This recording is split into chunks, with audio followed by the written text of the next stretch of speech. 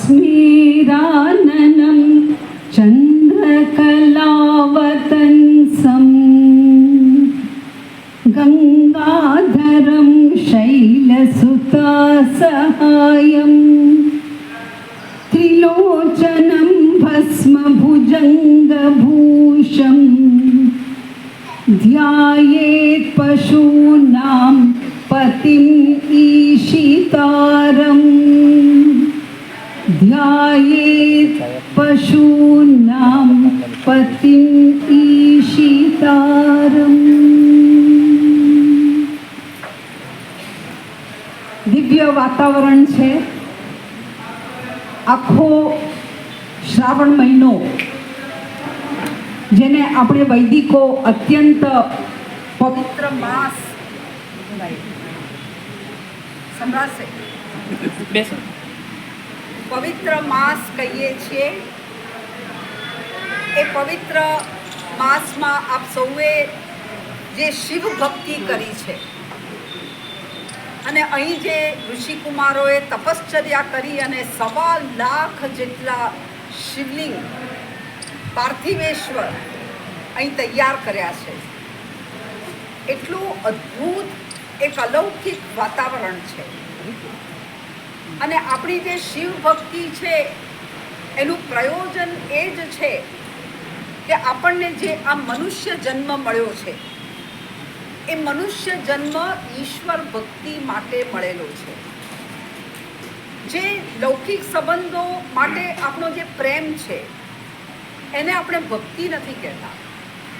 પત્ની માટે પ્રેમ હોય તો પત્ની માટે ભક્તિ છે એવું ક્યારેય નથી કહેતા. પતિ ભક્તિ, પુત્ર ભક્તિ, આ પ્રમાણે આપણે ભાષામાં પણ જે લૌકિક સંબંધો છે એમાં પ્રેમ છે એના માટે ભક્તિ શબ્દનો ઉપયોગ નથી કરતા. ભક્તિ એટલે જેમ નારદ ભક્તિ સૂત્રમાં કહ્યું કે સાતુ અસ્મિન પરમ પ્રેમ રૂપા, સાતુ અસ્મિન પરમાત્મામાં પરમ પ્રેમ હોવો, પરમાત્મા ઈશ્વર માટે પરમ પ્રેમ હોવો એને ભક્તિ કહેવામાં આવે છે. પણ આપણી કોઈક સમજ એવી હોય છે કે આપણે સિઝનલ ભક્તિ કરીએ છીએ. શ્રાવણ માસ આવે, આવો કોઈ પર્વનો સમય અવસર હોય ત્યારે આપણે ભક્તિ કરીએ છીએ. પણ બહુ ઓછા લોકો આ ખરેખર ભક્તિ એટલે શું એવું સમજતા હોય છે. અને એટલે આપણી ભક્તિ શું છે એ માત્ર એ સિઝન પૂરતી જ રહે છે. તમે જે આખો મહિનો જેવી તમારી સમજ હશે એ સમજથી તમે જે કોઈ સાધના કરી એ સાધનાનું મુખ્ય પ્રયોજન એ જ છે કે ઈશ્વર પ્રત્યેનો જે પ્રેમ છે જેને આપણે ભક્તિ કહીએ છીએ એ ભક્તિ ભાવ આપણી અંદર વૃદ્ધિને પ્રાપ્ત થાય. કારણ કે આ ઈશ્વર પ્રત્યેની જે ભક્તિ છે એ આપણને મુક્તિ સુધી પહોંચાડી શકે. શાસ્ત્રમાં જે મોક્ષ કયો છે, મોક્ષ એ કોઈ મિસ્ટિકલ કોઈ એક્સપિરિયન્સ નથી, કોઈ એવો વિચિત્ર અનુભવ નથી.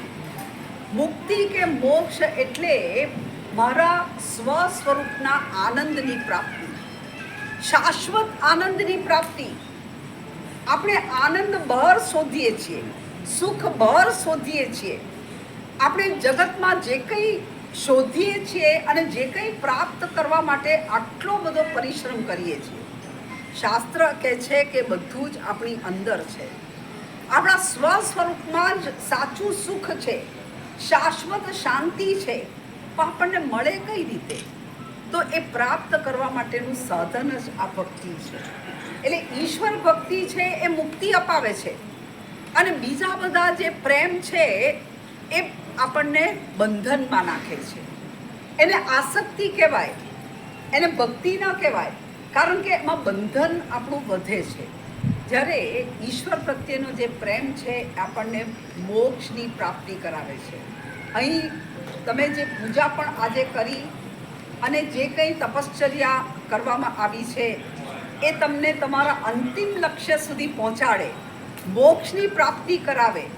કારણ કે એના માટે જ આપણને આ મનુષ્ય જન્મ મળ્યો છે. મહતામ પુણ્ય પંડ્યેન ક્રીતેયમ કાયનૌસ્ત્વયા. કેટલા બધા પુણ્યો આપણા ભેગા થયા હશે કે આપણને મનુષ્ય શરીર, મનુષ્ય જન્મ પ્રાપ્ત થયો. બાકી જે ઇતર બધા જે જીવો છે એ આ પ્રકારે ભક્તિ ન કરી શકે, એ કંઈ શાસ્ત્ર અધ્યયન, શાસ્ત્ર વિચાર ન કરી શકે. પણ આપણને આ મનુષ્ય જન્મ મળ્યો છે અને માટે શાસ્ત્ર એમ કે છે કે આ જે સમુદ્ર છે, સંસાર સમુદ્ર, એને આપણે આ જે શરીર રૂપી નૌકા ભેટ આપવામાં આવી છે એનો ઉપયોગ કરી અને આપણે પાર કરી લઈએ અને આ જ જન્મમાં આપણા સ્વ સ્વરૂપને ઓળખી અને મુક્તિ કે મોક્ષને પ્રાપ્ત કરીએ. આમ તો 4 પુરુષાર્થ કયા છે. અત્યારે તમે જે કંઈ સાધના કરી એ પુણ્યની પ્રાપ્તિ ચોક્કસ કરાવશે, પણ પુણ્ય છે એ કરન્સી જેવું છે. જેમ તમે અમેરિકા જાઓ તો ઇન્ડિયન રૂપીસ ન ચાલે, પછી ડોલર હોવા જોઈએ. ડોલર છે એ કેવી કરન્સી, વેરી પાવરફુલ કરન્સી. એમ તમે જે આ સત્કાર્ય કર્યું અને એનાથી આ જે પુણ્યરૂપી કરન્સી તમને પ્રાપ્ત થઈ છે એનો 2 પ્રકારે ઉપયોગ કરી શકે.